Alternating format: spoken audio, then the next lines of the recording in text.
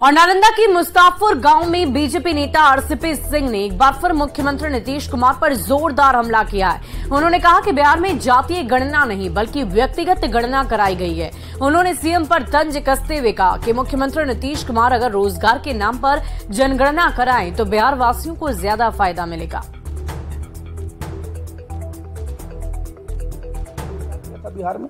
बिहार की चर्चा करते थे, बिहारी अस्मिता की बात करते थे, बिहारीपन की बात करते थे, बिहार के सब नेशनलिज्म की बात करते थे।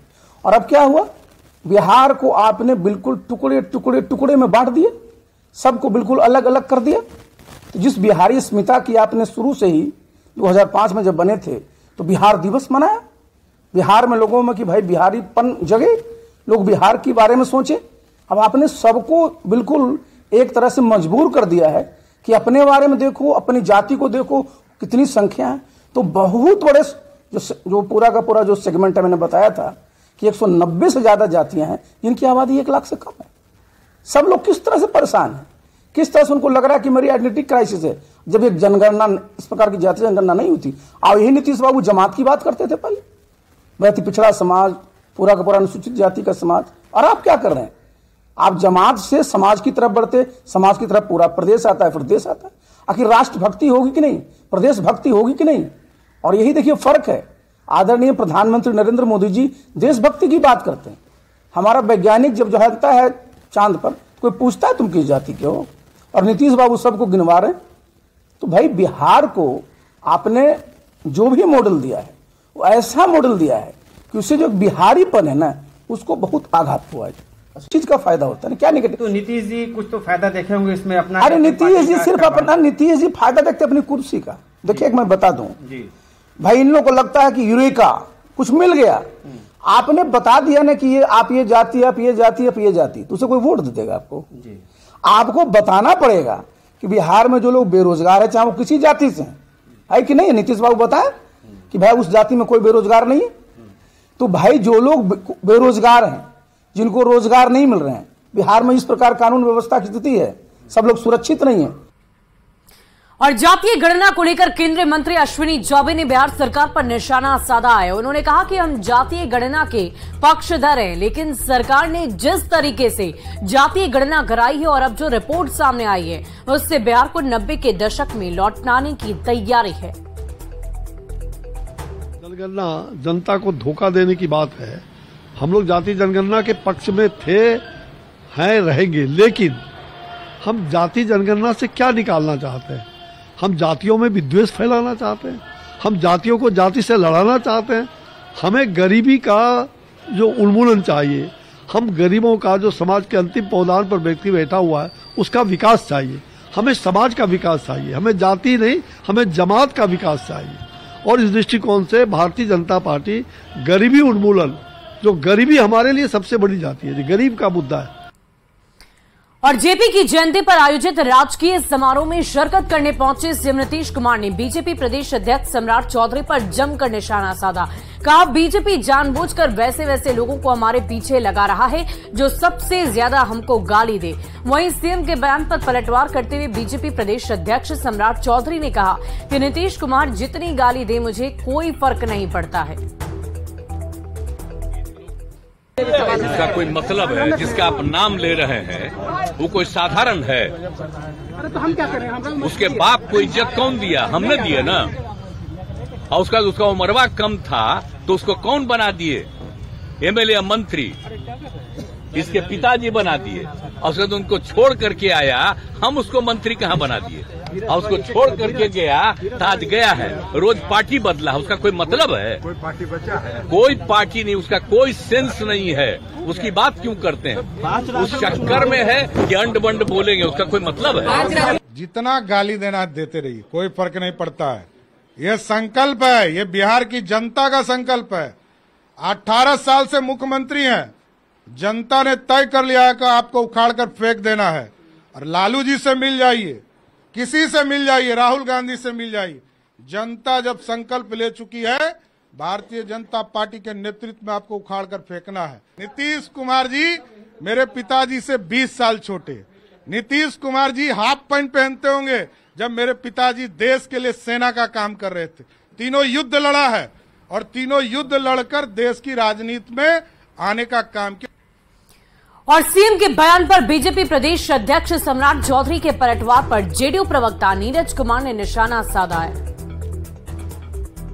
कि भारतीय जनता पार्टी ने ऐसे व्यक्ति को प्रदेश अध्यक्ष बना दिया है जो अज्ञानी है, राजनीति का महामूर्ख है, भाषाई रूप से लंपट है और साथ ही साथ इस बात का एहसास हुआ कि लगता है कि अपने जीवन के कालखंड में जेल यात्रा में आमद वार्ड में रहे हैं। आमद वार्ड में कैदियों का उसी रूप से व्यवहार होता है जो उनकी भाषा निकली है। और सीएम नीतीश कुमार जेपी जयंती के मौके पर जेपी आवास चरखा समिति पहुंचे और जेपी की तस्वीर पर फूल माला चढ़ाई है। इसके साथ ही सीएम ने नवनिर्मित उत्पादन सह प्रशिक्षण भवन का उद्घाटन किया। आपको बता दें कि इस भवन में महिलाओं के स्वावलंबन के लिए कई लघु उद्योग से जुड़ी मशीनें लगाई गई है, जिसका प्रशिक्षण महिलाओं को दिया जाएगा ताकि वो आत्मनिर्भर बन सके। खूब लगवा दीजिए, कल ही ना हम मीटिंग करिए, मुझे इतना लगवा दीजिएगा। आज जेपी की जयंती है और इस मौके पर मुख्यमंत्री नीतीश कुमार ने जेपी आवास पहुंचकर यहां पे बड़ा तोहफा दिया है। और पिछली बार जब यहां पे वो पहुंचे थे तो यहां पे प्रशिक्षण केंद्र और उत्पादन केंद्र का उद्घाटन की बात उन्होंने कही थी कि ये भवन जरूर बनेगा और इस साल देखिए ये भवन बनकर तैयार है। महिला चरखा समिति जो जेपी आवास है वहां पे उत्पादन और सह प्रशिक्षण केंद्र भवन का आज उन्होंने उद्घाटन किया है। और ये आप जरा देखिए कि यहाँ पे मुख्यमंत्री और साथ में जो उद्योग मंत्री हैं वो उन्होंने इस भवन का उद्घाटन किया है। और इस प्रशिक्षण केंद्र के जरिए यहाँ पे चरखा समिति से जुड़े हुए तमाम महिलाओं को एक उद्यमी बनाने के लिए, आत्मबल देने के लिए, पैरों पर खड़ा होने के लिए यहाँ पे व्यवस्था की गई है। और अगर हम अंदर आकर के देखें अब तो यहाँ पे देखिए मशीनें जो हैं वो लगाई गई है। महिला चरखा समिति के अंतर्गत यहाँ पे पैकेजिंग कैसे होनी है, यहाँ पे उत्पादन कैसे करना है और यहाँ पे इसकी मार्केटिंग कैसे होनी है, वो तमाम चीजें जो हैं वो यहाँ पे किया गया है।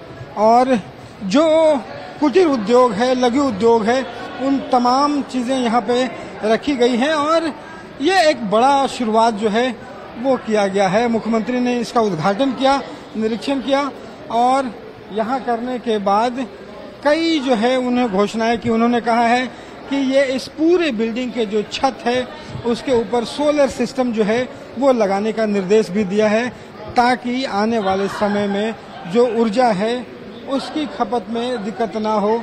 और ये ज़रा आप देखिए कि उद्योग मंत्री जो हैं वो उद्योग मंत्री तमाम महिला चरखा समिति से जुड़े हुए जो लोग हैं उनसे जुड़े हुए हैं। और यहाँ पे आप देख पा रहे हैं कि जो लोग हैं उनसे जुड़कर उनके घोषणाओं को, उनके राहत के लिए, उनके उत्थान के लिए यहाँ पे लगातार काम किया जा रहा है।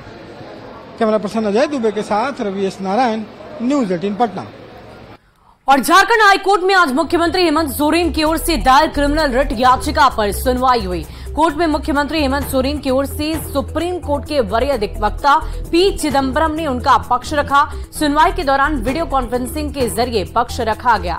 मुख्यमंत्री के अधिवक्ता ने कोर्ट में ये दलील दी कि ईडी की ओर से जो अब तक 5 समन भेजे गए उसमें अस्पष्टता नहीं है। अधिवक्ता ने ये भी दलील दी है कि मुख्यमंत्री को बतौर गवाह बुलाया जा रहा है या फिर आरोपी के तौर पर ये भी नहीं पता चल पा रहा है। अब इस मामले में 13 अक्टूबर को ईडी की ओर से हाईकोर्ट की पक्ष रखा जाएगा।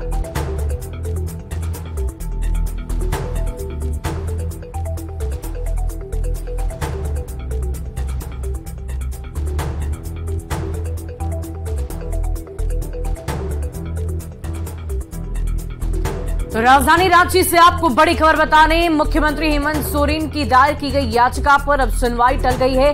13 अक्टूबर अगली तारीख मुकर्रर की गई है, जिस दिन इस पूरे मामले को लेकर एक बार फिर से सुनवाई होगी। सीएम के वकील की तरफ से इस बात का जिक्र किया गया कि जो समन भेजा जा रहा है उसमें यह स्पष्टता नहीं है कि आरोपी के तौर पर या गवाह के तौर पर उन्हें ईडी दफ्तर में बुलाया जा रहा है। द्वारा जो सम्मन जारी किया गया था, चूंकि उस सम्मन में यह स्पष्ट नहीं है कि वो सम्मन एक्यूज्ड के तौर पे जारी दिया गया है या विटनेस के तौर पे। इसी बात को मुख्यमंत्री हेमंत सोरेन की ओर से उनका पक्ष रख रहे सुप्रीम कोर्ट के सीनियर एडवोकेट पी चिदम्बरम ने यह बात कोर्ट को बताया कि ना ही आज तक एक एफआईआर दर्ज है, ना कहीं एक्यूज्ड बनाया गया, तो ये सम्मन जारी क्यों किया गया? ये सम्मन गलत है, सरासर गलत है और इसको वापस लिया जाना चाहिए। इस पर माननीय खंडपीठ ने, जो मुख्य न्यायमूर्ति की अध्यक्षता वाली खंडपीठ है, उन्होंने कहा है कि 13 तारीख को ईडी अपना पक्ष रखे और यह बताए कि वो सम्मन जारी किया गया तो किस तौर पे किया गया। मुख्यमंत्री हेमंत सोरेन की ओर से झारखंड हाईकोर्ट में दायर क्रिमिनल रिट याचिका पर आज सुनवाई हुई।